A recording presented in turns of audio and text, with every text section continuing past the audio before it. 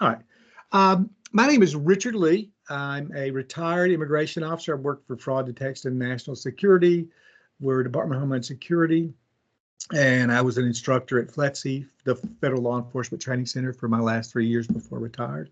I've started doing some of these interviews with people who have been defrauded for immigration or through immigration for educational purposes. And, you know, none of the views are my own. These are experiences that you as an individuals have.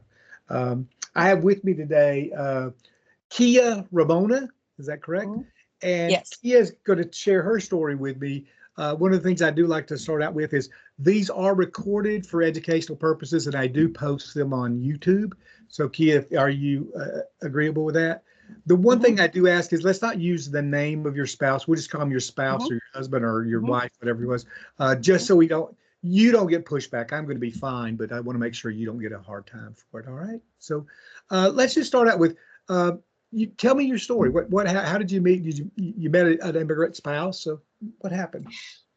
We actually met online through Facebook. First, you need to understand my faith, my religion, because it plays a big role in this whole situation. I'm a member of the Church of Jesus Christ of Latter-day Saints. Okay. It is a worldwide church. Yes. And sometimes we trust other members of our church more than we should.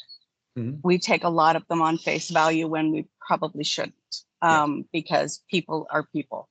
Yeah, so that does play into this to some degree, as far as my closing my eyes to what probably would have been warning signs to other people. Sure. So we met on January 28th. I think it was January 28th or 27th in 2019. Okay. We met through a church. It's not a church site, but a site someone started for church members. It's not by my church, but it's a member started this group, and it was 30-year-olds and older, mix and mingle. And it said, this is not a dating site. This is just for people to come and get to know one another. And I thought, perfect, because I don't want to get remarried. I'm done with marriage. I'm done with men. I had 3 cheating husbands before, and I was like, I'm just done.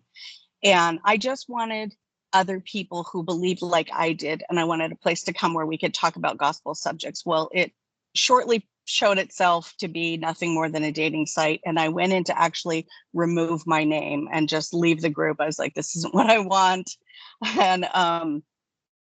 And someone had posted this really funny post, and I commented, and then someone commented to my comment, and we just started talking.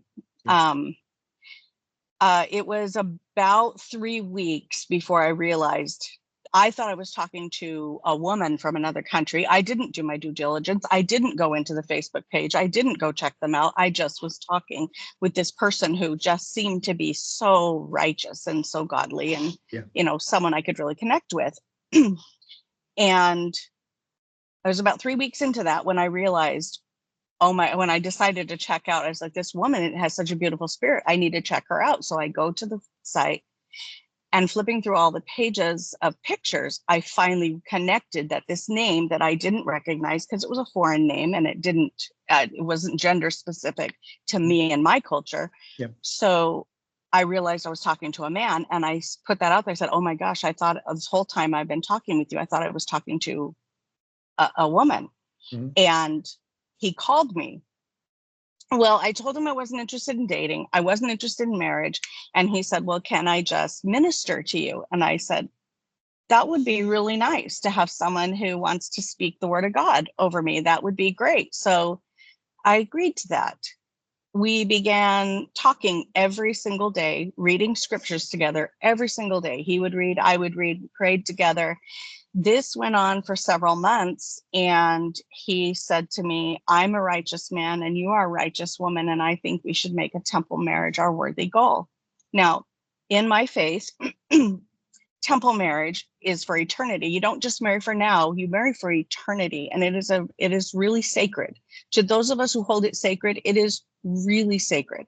You do not enter into these covenants lightly, because you're making covenants with God, and we take them very, very seriously. So I thought, wow, I finally have a man who will live up to his covenants. And so I agreed.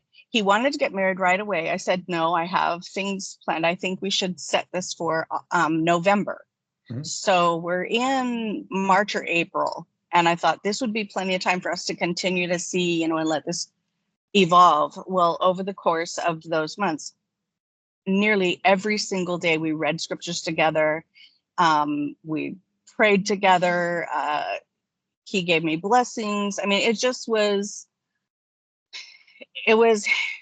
was this relationship that was so perfect for what my needs were, Mhm. and for what I saw my future as being. In November, things were still really good. And so I got on a plane and I flew to Botswana, Africa, Mhm. So he's from where Botswana. Mhm. he's from Botswana. Yep. Yep. Where I met him, his family, the church members there. It was such a unifying, loving community. Everyone just loved me in, and the church members all did. And the next morning we were married, and the following morning after that, we traveled to Johannesburg, where he and I were what we term as being sealed to one another for eternity. And I didn't see anything off at that time. It's like being married for eternity. So that's where we entered into those covenants that I mentioned before. I came back home 3 weeks later, and I began his immigration. He had trouble keeping a job down there. It is a developing country, so jobs are scarce. And so for the next 2 years, I lived in a travel trailer while I paid for the attorney, his immigration, supporting him and his family. And it was about $16,000 while I'm still trying to support myself with my job. But I was happy to make that sacrifice because I kept my eyes on the end term goal, the long-term goal. This was going to be good. He arrived in November of 2021, because it was 2 years. Mm-hmm. He arrived one day before our 2-year anniversary, so he only got a conditional visa. And he was with me for 5 weeks. So I think he got. Let me say, he arrived, because it kind of broke up. He arrived one day before the end of his conditional residence. So he was a conditional resident when he came in by one day. Yes, so, by one day. So people understand, if you're married to someone for less than 2 years, your residency is only conditional for 2 years. You're still a permanent resident, but they call it a conditional residence. It doesn't really mean as much as people think. You just have to file a new piece of paperwork. So that people think that, if the 2 years are up and you're not married anymore, they have to go home. No, it doesn't work like that at all. That's not no. They're still permanent residents. They just have to file another piece of paperwork, and they're almost always given it. It's not it isn't what people think. So, I'm sorry. And he's from Botswana. Now, how old was he? Okay, so I'm 16 years older than him. Okay. Now, was he married before? Did he have kids before? Or any of that stuff? He had a child with someone.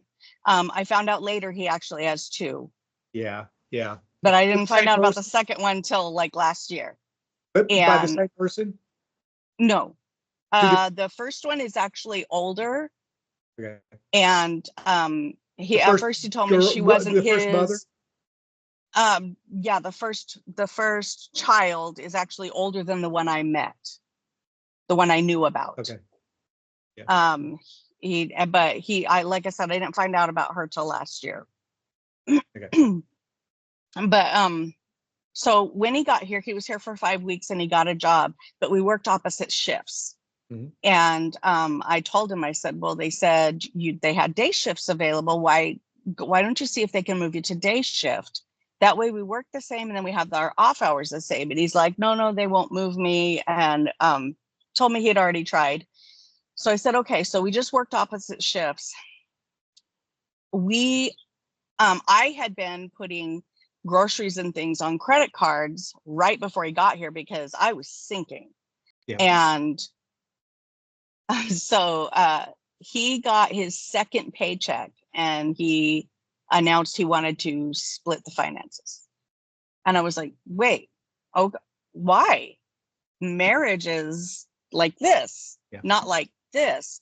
And he's like, no, it will stop arguments. And I said, I guarantee it's going to cause arguments. Yep. Because you're supposed to be my husband. Mm-hmm. And I finally ended up caving to that. We split the finances because he was so adamant that that was how it needed to be done. But then my credit card debt that I'd gone into because I'd been sending him money when he was in Botswana and paying for everything for him, he now said, I did not agree to pay that. That is not my debt. And he wouldn't pay for any of that. Well, then as time went on, he pretended to not understand how the bills worked. And rather than argue and fight, I just paid the lion's share of the bills. So I just kept paying the lion's share of the bills and just kept thinking and kept telling myself, well, maybe he's just having trouble settling in. Maybe he just really doesn't understand how things work here. Maybe. And I'm noticing over time that he's having a lot of conversations with people on WhatsApp. And I would say, well, who is that? And he's like, oh, that is my cousin. And oh, this is my cousin. And that is my cousin. And he had cousins all over the place that I'd never heard of. Yeah. And then he was with me. Let's see, he worked that job for 5 to 7 months. And he said, God is putting it on my heart that I need a career, not just a job. And I said, okay, what do you want to do? I want to drive truck. I said, okay. So I supported him to go to trucking school.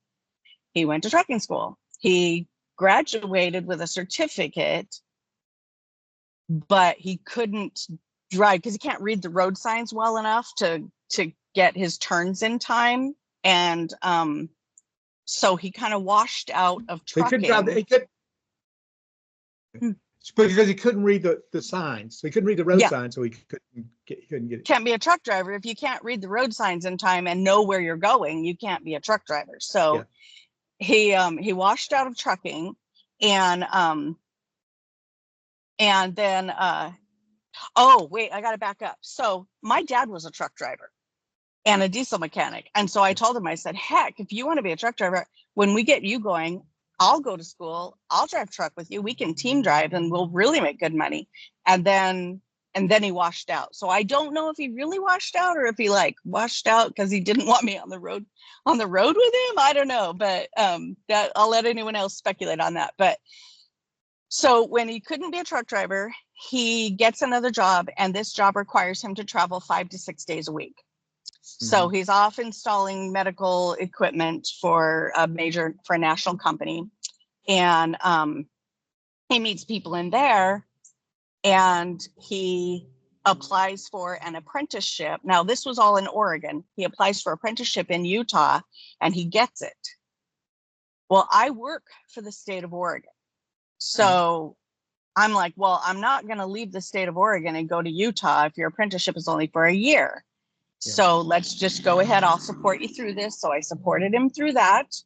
At the end of the apprenticeship, he washed out there, and they refused to hire him, and they just actually filled the position that they were holding for him. They filled it with another apprentice, and they just like cut him loose at the end of his apprenticeship and sent him back to Oregon. So he came back to Oregon.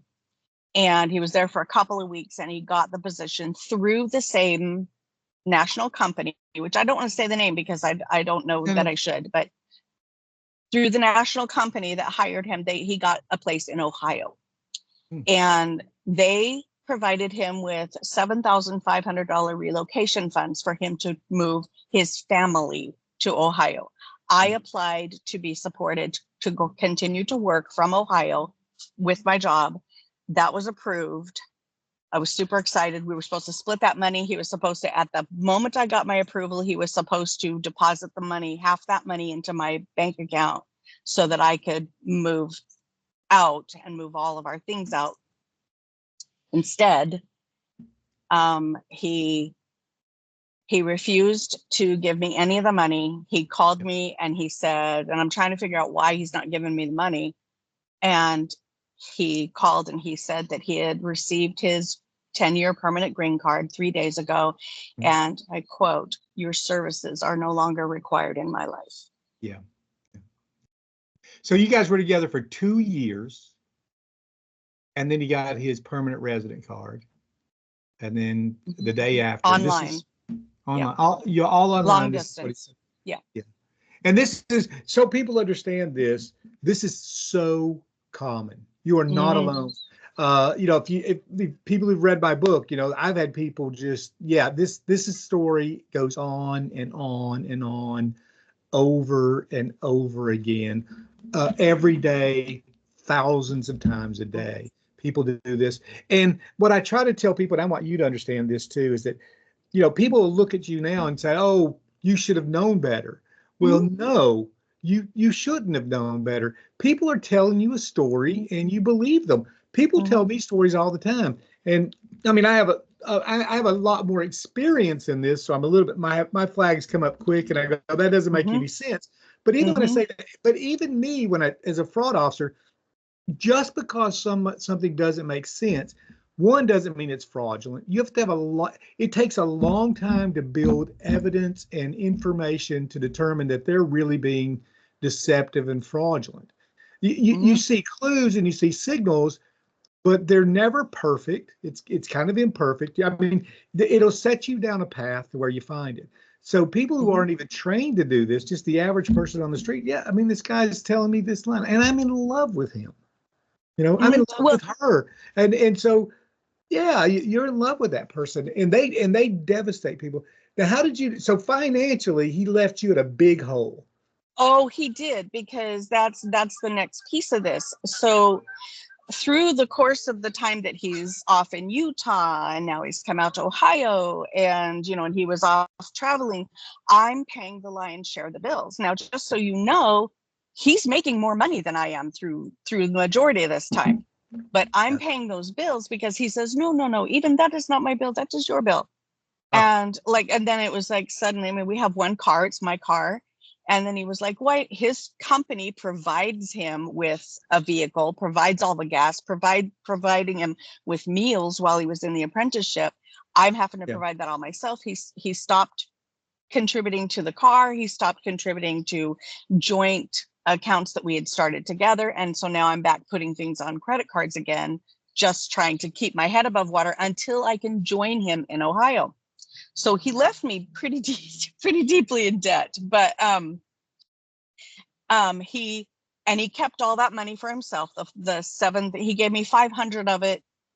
He's saying, this is to cover the food that I ate and anything you were out when I was visiting you. And I said, visiting me? What do you mean visiting me? And this is before he dropped the bomb. Well, okay, so back to my faith. I want to say to all the members of my church who are maybe looking at marrying some guy right now who's promising them everything. And yes, we're going to be married in the temple. Okay, so here's what you need to know. I asked him specifically, I said, when we met and we started reading scriptures together every day, and we were talking about love. I mean, it's not like we fell in love and we were like, oh, he's wonderful and she's wonderful and this is what I want. I said, we both said love is a choice. We both said we believe that you marry and you love the one you choose. We believe that in our faith, that, you choose to love. Love is an action word. And I was like, so are you saying that you never had any intentions of loving me? And here's what he told me. Because I said, what about our covenants that we made with God? And he said, God will not hold me to those covenants. I did not even know you. He knows that I did not mean it when I said it. Huh. And I was like, oh, I'm going to stand over here. So when the lightning comes through over there, pretty sure that's not how God works, but okay. But I want the members to know that I've since found out this is actually really prevalent in our church, that they will join our church just to scam someone, even taking them to the temple. And you will not know until it's too late. And so I'm a firm believer. It skipped a little bit. Yeah, you won't know until you Yeah.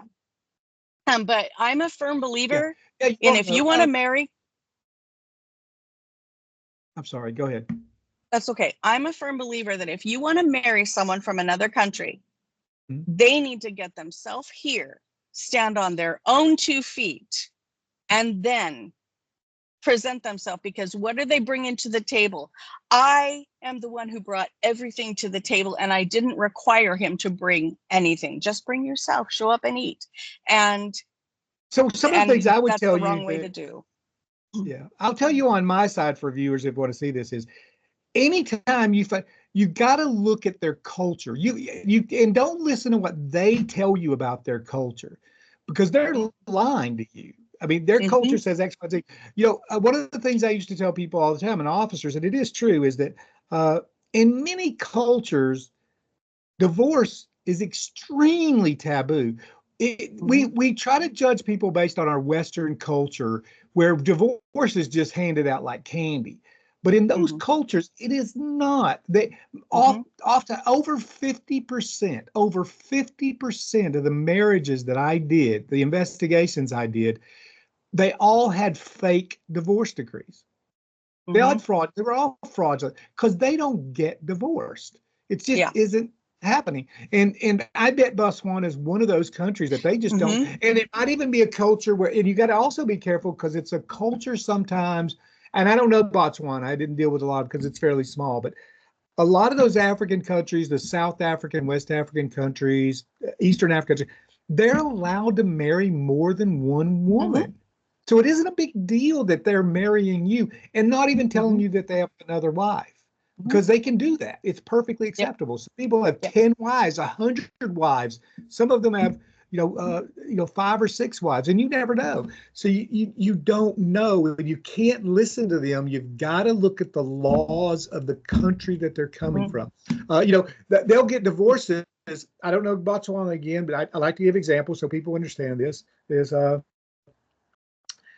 in some countries there are very rigorous, specific steps to get a divorce. Mm-hmm. Nigeria is one of them. There are 3 steps to get a divorce: a legal, binding divorce from the state. There are 3 steps that must be taken. If those are not taken in order, you're not divorced.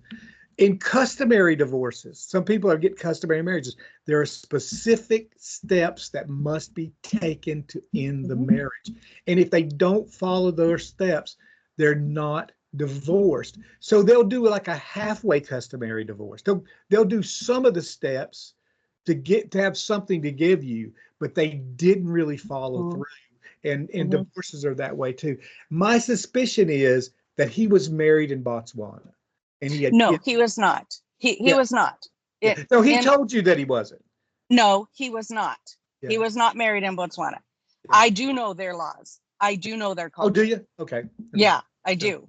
And he Okay. would not have been able to marry me. We were married at the district commissioner's office, and he would not have been allowed to marry me had he been married. It's Okay. one wife at a time in It is one. Botswana. Okay. That's good. I didn't However, know. he's refusing to divorce me in Botswana because according to their laws, if I show up in Botswana for that divorce, I'm the holder because I'm the national of the country he wants to be in. I'm the holder of his visa and his passport. And I can ask the district commissioner to pull it and retain it. And Oh, they really? will. Oh, And he really? would not be allowed to return to the United States. Mhm. So he's been really sketchy Yeah. about how he's gone about this divorce. So he left, this is important. He left Oregon in 2023, February 2023. I left Oregon in July this year. Mhm. I texted him on April 30th, my address here in Ohio, saying, when you file for divorce, this is where you can serve me at. Mhm. He was so upset that I was here. Mhm. Afterward, he retained an attorney in Oregon, Mhm. and he has since filed for divorce on September 17th back in Oregon in the county I used to live in. Mhm. So that's not legal in Oregon, and his attorney knows it. Yeah. So, but it's a matter of me just having to get that dismissed. Yeah. But he wants an Oregon divorce because it's easier to divorce in Oregon than it is to divorce in Vegas. And so that's what he wants. He wants his quickie silent divorce. And I'm like, no, we're going to do this right. You have to do this right. So you can file here in Ohio when it's time, and I will respond. And he's eligible to file here on October 22nd.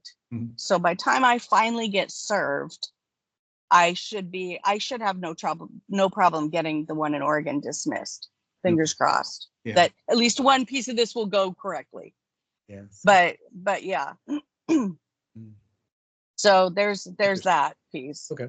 So now my question to you is that you're just going to wait for him to file for divorce? Oh no, I have to wait 6 months. I have to be here 6 months before I can file. Okay. And if he doesn't, then I will file. Okay. Because I was thinking you could look into Oregon law about sometimes, we look at annulments, although that would probably be easier in Oregon. It may be difficult because you guys were together for 2 years, but not impossible. Now, do you have text of him saying this? Him saying that, hey, I don't need your services anymore? Or was it audio?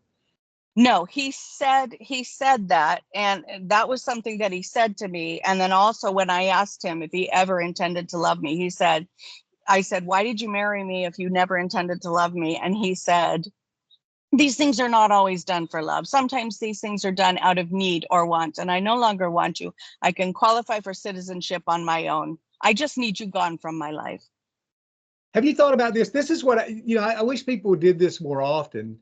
And this is another thing I like to get you to do is you should write that down in a note on the day it happened. On January the 7th, he said this to me, so that you have notes of when he said stuff to you. But the other thing you should do is you should send him a text saying, I understand in our conversation on January the 7th or whatever, you said that you married me because you needed a benefit. And now you no longer need me because you can get your citizenship on your own since I got you your green card. Something like that. See how he responds to that in text. Yeah, he responds in text by it's been interesting. Ever since I posted on the immigration site, one of his uncles back in Botswana saw my post and said he'd been following me because he expected this. And his words were, I always saw this from that one. Yeah. And I've been expecting this. And so he saw my post. He took a screenshot and sent it to all the family members down in Botswana. Yeah. And ever since I posted that, he has backpedaled and he's been, no, I did not marry you for immigration. You need to stop saying that. Even you're such an angry woman and I'm so afraid of you. And that's a VAWA. You got to. That's a VAWA thing. VAWA. Yeah, VAWA's coming. Yeah. But he doesn't need VAWA. He's got a green card. He's not really eligible for VAWA because he's got a green card. Yeah. He can use it in the sense of getting his citizenship, but the thing that I would say is that, be careful what you post because they will use that against you and it makes you look bad. But if and unfortunately, people don't realize that they're going to try. I've got so many of you guys that your ex-spouses are tracking and chasing you and watching everything you do. And sending people. And sending people, yeah. They'll send people to threaten you. They do all kinds of crazy stuff. People don't understand this. We really live in a society where we don't recognize that other people could be so devious, but they can. We want to think everybody's good. That not everybody's good. No. Not everybody has your best interest at heart. Some people are very self-interested and it's seriously self-interested, and they don't get it. But they're good at manipulating. So this impacts you financially, emotionally. I think it's, it has impacted me emotionally, but I'll tell you what I did, Rich. I just really had to step outside myself. I had to step outside the pain and go, okay, I can only control what I can control. I need to let go of the outcome. I need to let go of I need to accept the fact that he's probably going to get away with this. Yeah. Because most of them do. And I need to find a way to be okay with that. And his behavior, I lean back very heavily on my faith at this point because his behavior is between him and God. Yeah. Any of the lies he told, that's between him and God. Anything he does, that's between him and God. And he can take it up with him. How I react is between me and God.